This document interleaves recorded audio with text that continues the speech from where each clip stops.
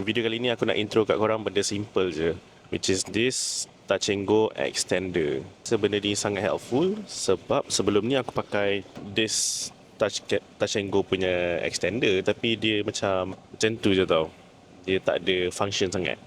Yang ni bagus sebab dia boleh extend panjang macam ni, dan aku boleh buka tingkap kan.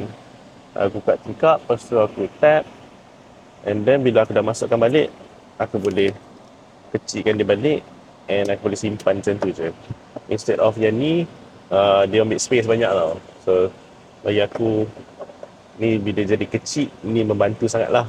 And also dia boleh tukar dia punya angle ni. Whereas yang ni dia ada satu angle je. So aku kena stretch juga untuk jadi macam ni. So menyusahkan. Yang ni kau boleh beberapa angle. Boleh tap macam ni, boleh sengit, boleh straight. And then yang particular brand ni, yang link aku nak bagi ni, dia bukan jenis yang akan tercabut tau.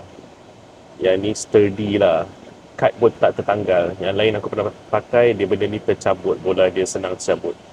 So kalau korang nak tap dekat residential area ke, nak bayar tol ke, nak masuk parking shopping mall ke apa, korang kena ada benda ni. Ni menyenangkan hidup korang. Tekan link dekat video ni untuk beli benda ni.